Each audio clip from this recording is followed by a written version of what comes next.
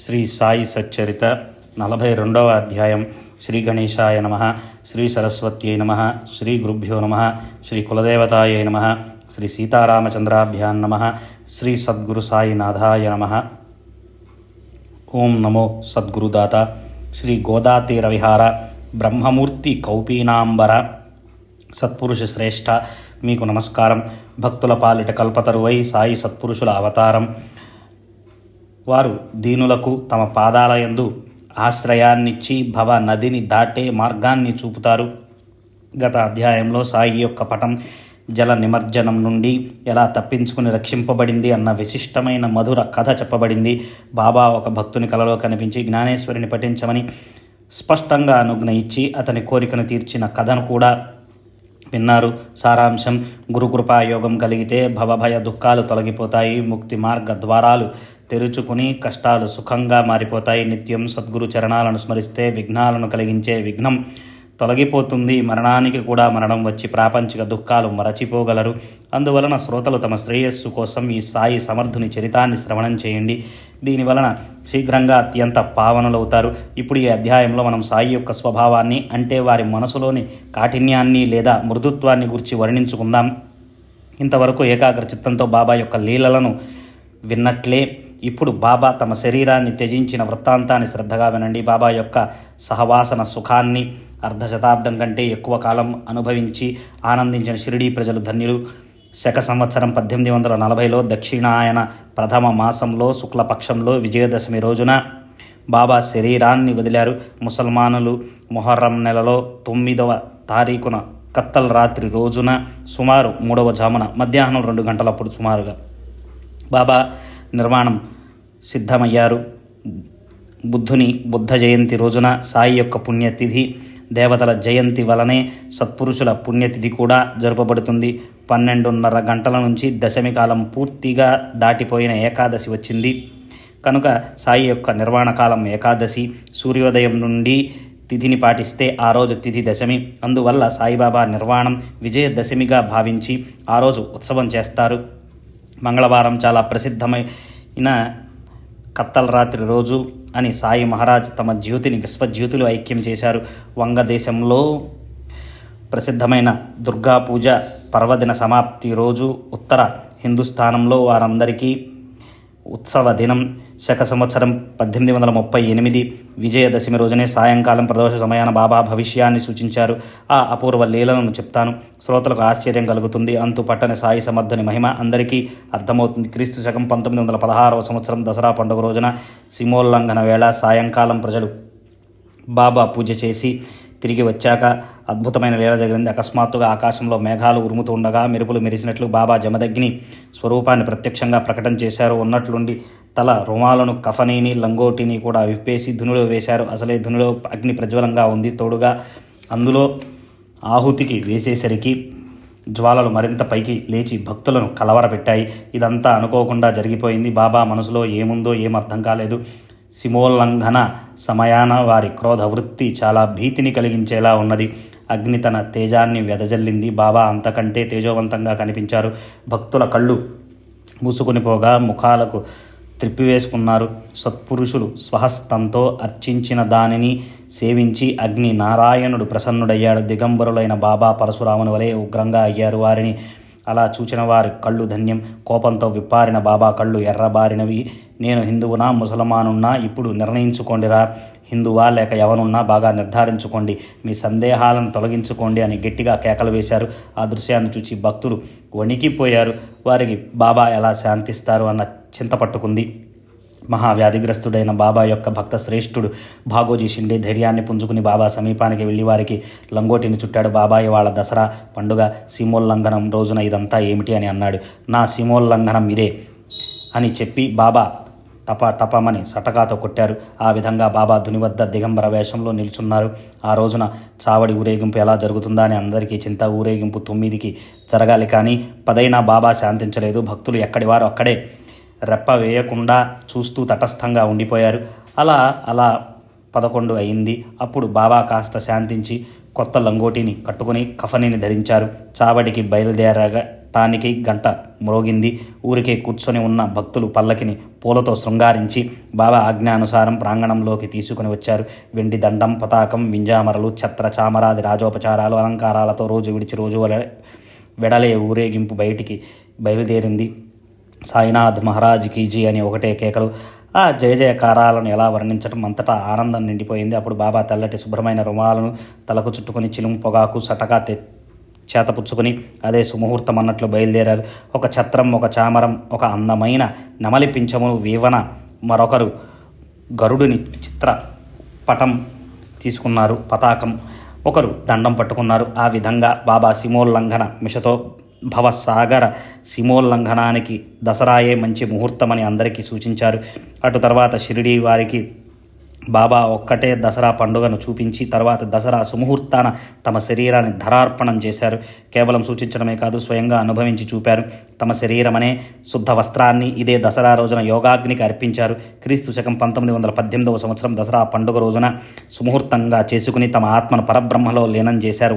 వ్రాస్తూ ఉంటే ఇటువంటి బాబా యొక్క మరొక అనుభవం గుర్తుకు వచ్చింది. దీనివల్ల ఇదే విజయదశమి తిథి బాబా పుణ్యతిథి అని ముందుగానే నిశ్చయమైంది. షిరిడీ పటేల్ రామచంద్ర దాదా ఒకసారి చాలా జబ్బు పడ్డాడు. ఆ బాధను భరించలేకపోయాడు. ఏదీ మిగలకుండా అన్ని రకాల చికిత్సలు అయ్యాయి. అతని దుఃఖకరమైన కష్టాన్ని నిగ్రహించుకోలేకపోయాడు. జీవితంపై విరక్తి కలిగింది. పటేల్ చాలా బాధపడిపోయాడు. అట్టి పరిస్థితుల్లో ఒక అర్ధరాత్రి బాబా అతని తలవైపు ప్రకటమయ్యారు. అప్పుడు పాటిల్ బాబా పాదాలు పట్టుకుని నిరాశతో, నాకు మరణం ఎప్పుడు వస్తుంది, ఇంత మాత్రం నిశ్చయంగా చెప్పండి. నాకు జీవితంపై అసహ్యం కలిగింది. మృత్యువు కష్టమని అనిపించటం లేదు. చావు ఎప్పుడు నన్ను కలుసుకుంటుందా అని ఎదురు చూస్తున్నాను అని అన్నాడు. అప్పుడు కరుణామూర్తి అయిన బాబా, నీవు ఏ చింత పెట్టుకోకు, నీ గండం గడిచింది, చావు భయం తొలగిపోయింది, వృధాగా ఎందుకురా బాధపడుతున్నావు, నీకే భయం లేదు, నీకు మరణం తప్పింది. కానీ రామచంద్ర, నాకు తాత్య స్థితి ఆశాజనకంగా కనిపించటం లేదు. శక సంవత్సరం 1840 అంటే 1918 దక్షిణాయనంలో ఆశ్వీయుజ మాసంలో శుక్లపక్షపు విజయదశమి రోజున తాత్య ముక్తిని పొందాడు. ఈ విషయాన్ని అతనితో చెప్పవద్దు. దీనినే మనసులో పెట్టుకుని కూర్చుంటాడు. అహర్నిశలు చింతతో క్షీణించిపోతాడు. మరణం ఎవరికి ఇష్టముండదు. కేవలం 2 సంవత్సరాలే మిగిలాయి. తాత్యాకు సమయం సమీపించింది. రామచంద్రునికి దిగులు పట్టుకుంది. బాబా మాట వజ్రలేపనం వంటిది. తాత్యాకు చెప్పకుండా రహస్యంగా ఉంచాడు. బాలా అనే దర్జీ చెవిన వేసి ఈ విషయం ఎవరికీ తెలియచేయవద్దు అని వేడుకున్నాడు. వారిద్దరికీ చింతపట్టుకుంది. నిజంగానే రామచంద్ర పాటిల్ పక్కపై నుండి లేచాడు.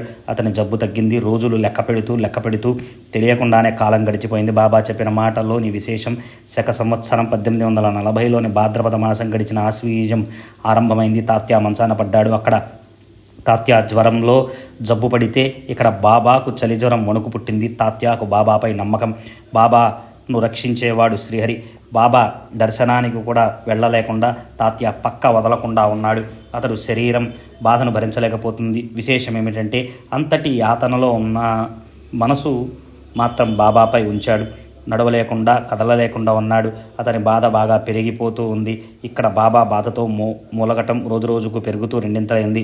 అలా వారి బాధ ఆపలేనంతగా అయింది. బాబా సూచించిన రోజు సమీపించింది. బాలాకు రామచంద్ర పటేల్ ఒళ్ళు చెమటలు పట్టసాగాయి. బాబా చెప్పింది నిజంగానే జరిగేలా ఉంది. తాత్యాకు మంచి లక్షణాలు కనిపించటం లేదు. అతని బాధ అధికమవుతూనే ఉంది అని వారు అనుకున్నారు. శుక్లపక్ష దశమి వచ్చింది. తాత్య నాడి కొట్టుకోవటం మెల్లగా తగ్గసాగింది.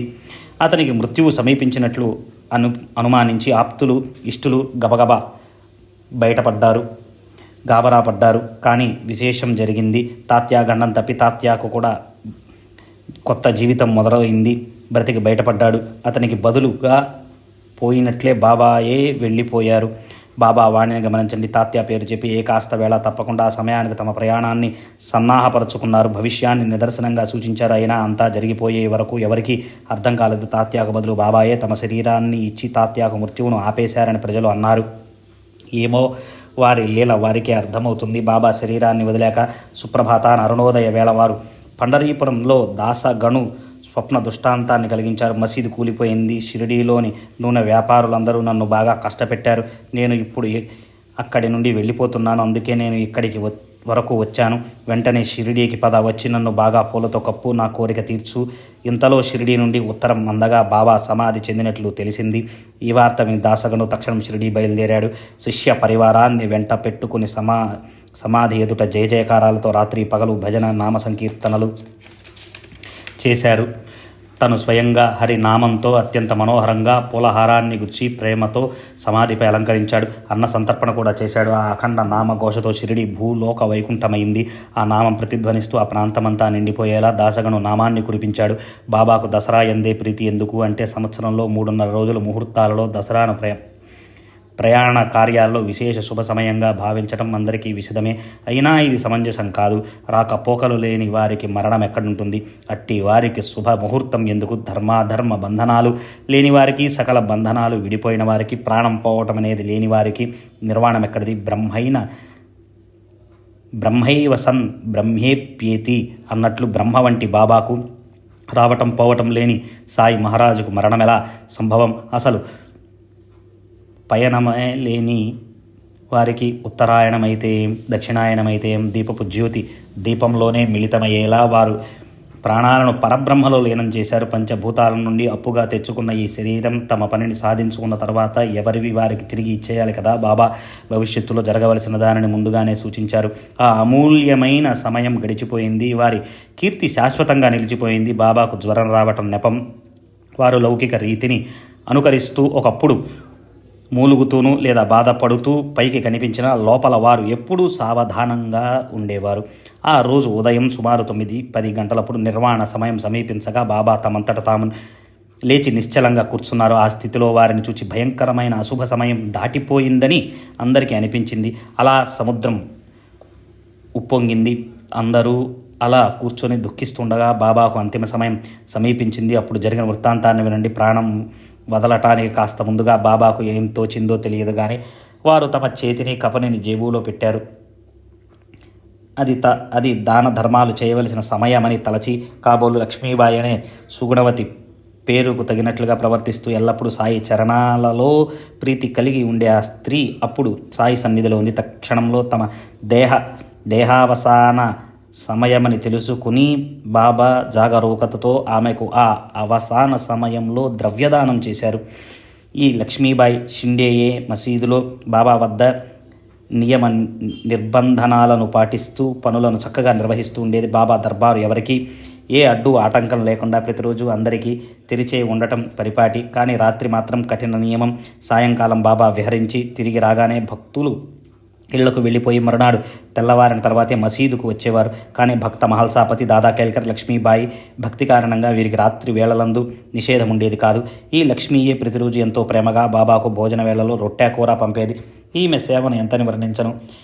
ఈ రొట్టె కథను వింటే బాబా యొక్క దయార్ద్ర హృదయం మరియు శ్వాన నూకోరాలలో వారి ఆత్మీయత్వం తెలియపరుచటం జరుగుతుంది. ఒకసారి సాయంకాలం బాబా తమ ఛాతీని గోడకు ఆంచి ప్రేమగా ముచ్చటిస్తూ ఉండగా అక్కడ లక్ష్మి వచ్చింది. తాత్యా పాటిల్ ఇంకా ఇతరులు కూడా బాబా వద్ద ఉన్నారు.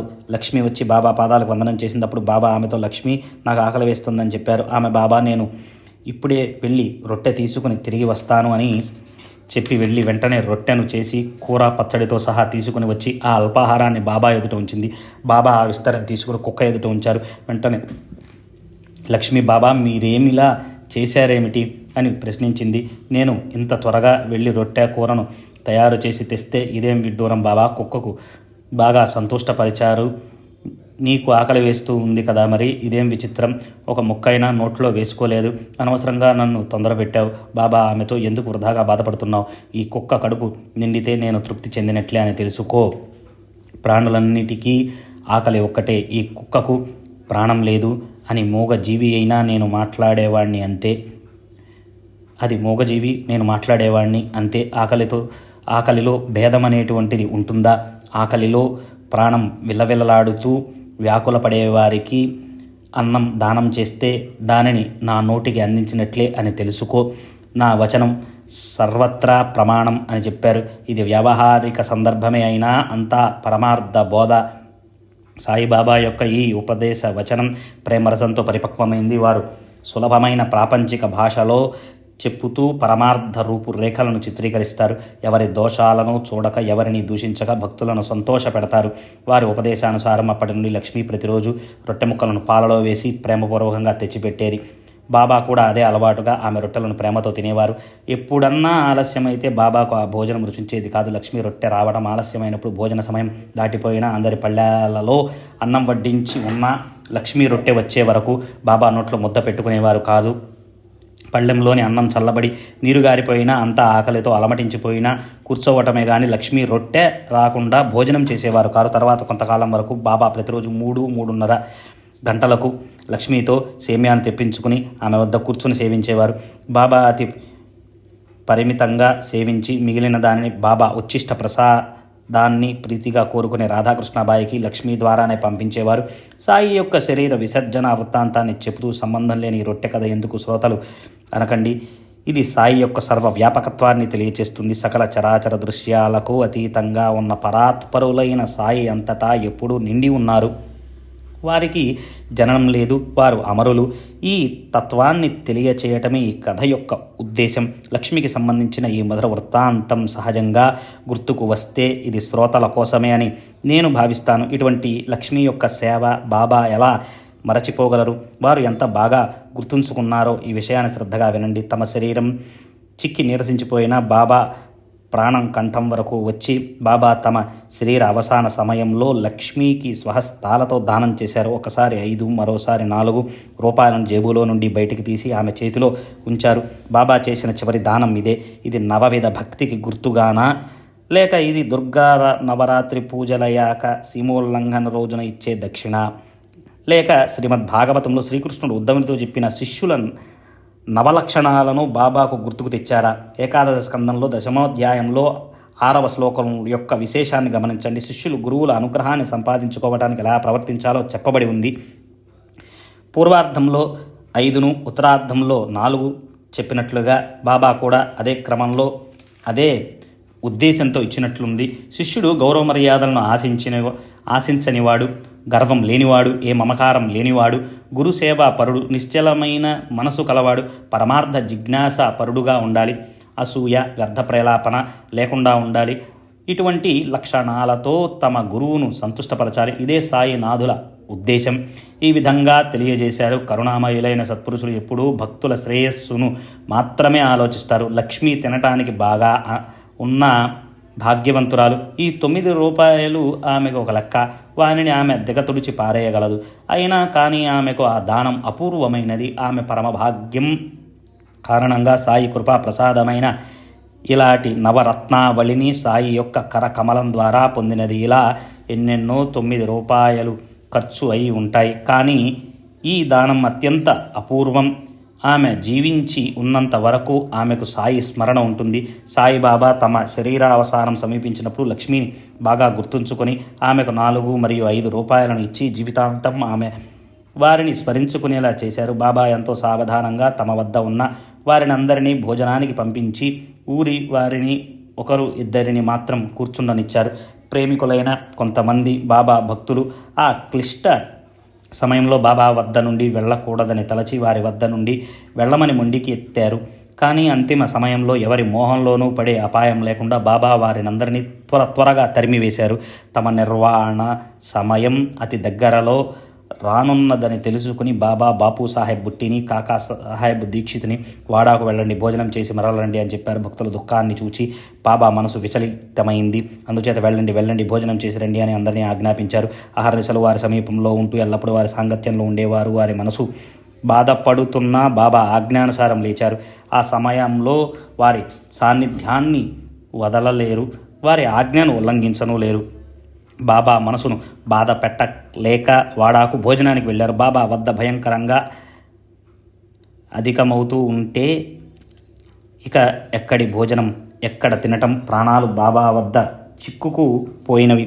ఒక్క క్షణమైన బాబా యొక్క విస్మరణను సహించలేకపోయారు. వెళ్ళి భోజనానికి కూర్చున్నారు. ఇంతలో వెంటనే పిలుపు వచ్చింది. అర్ధ కడుపుతో పరుగున వచ్చారు. కానీ బాబాను కలుసుకోలేకపోయారు. ఆయుర్ధాయ తైలం ముగిసిపోగానే ప్రాణజ్యోతి మందగించింది. బాబా శరీరం బయాజీ అప్పా కోతే ఒడిలో విశ్రమించింది. నేలపై పడిపోయిన లేదా నిధులలోగాను ఒక బాబా చక్కగా గద్దెపై కూర్చొని స్వహస్తాలతో దానం ధర్మం చేసి శరీరాన్ని విసర్జించారు. సాయి సమర్థుని మనోగతం ఎవరికీ తెలియదు. శరీరాన్ని విడిచిన తక్షణం వారు బ్రాహ్మీభూతులయ్యారు. మాయా శరీరాన్ని ధరించి సత్పురుషులు సృష్టిలోకి అవతరిస్తారు. ఉద్ధరణ కార్యం ముగిసిన వెంటనే అవ్యక్తంలో కలిసిపోతారు. నటులు నానా రకాల పాత్రలను ధరించి లోపల తమను తాము పూర్తిగా గుర్తుంచుకుంటారు. అట్లే పరిపూర్ణంగా అవతరించి వారికి మరణం ఒక కష్టమా? లోక కళ్యాణానికి అవతరించిన వారి కార్యం పూర్తి కాగానే అవతారం సమాప్తి అయిపోయింది. తమ ఇచ్ఛానుసారం ఒక రూపాన్ని ధరించి వారు జనన మరణాలకు కట్టుబడి ఉంటారా? పరబ్రహ్మ వైభవం ఉన్న వారికి మరణం ఎలా సంభవం? మమకారం అనేది లేని వారిని జనన మరణాలు ఎలా బాధించగలవు? సాయిబాబా పనులలో నిమగ్నమైనట్లు కనిపించిన వారు ఎప్పుడూ ఏ కర్మను చేయనట్లే వారు అహంకార రహితంగా ఎప్పుడూ కర్మలలో అకర్మనే చూచేవారు. నా భుక్తం క్షీయతే కర్మ, అనుభవించినదే కర్మ తొలగిపోదు. ఇది స్మృతిలో చెప్పిన కర్మలోని మర్మం. కానీ బ్రహ్మను తెలుసుకున్నవారు అంతటా అన్నిటిలోనూ బ్రహ్మనే చూచేవారు. ఏ భ్రమలోనూ ఉండరు. చేసిన కర్మ పరిణామమే కర్మ ఫలాల సముదాయం. దీనిలోని ద్వైత భేదం అంతటా ప్రసిద్ధం. ముత్యపు చిప్పపై వెండిని చూచేలా బ్రహ్మజ్ఞానులు కర్మను కూడా బ్రహ్మగా చూస్తారు. బాబా వంటి కరుణాళువైన జనని కాలుని నోట్లో ఎలా పడిపోతుంది? చీకటి రాత్రి పగటి దినాన్ని మృంగి వేసినట్లుగానే ఈ కథ జరిగింది. ఇప్పుడు ఈ అధ్యాయాన్ని ఇక్కడ సమాప్తి చేసి ప్రతి మాసంలోని నియమాన్ని పాటిస్తాను. లేకపోతే ఇంకా విస్తారమైపోతే శ్రోతలకు విసుగు చెందుతారు. మిగిలిపోయిన బాబా నిర్వాణ కథను తర్వాత క్రమక్రమంగా శ్రవణం చేయగలరు. హేమాడ్ సాయి సమర్థుని శరణుజొచ్చి వారి కృపతో కృతార్థుడయ్యాడు.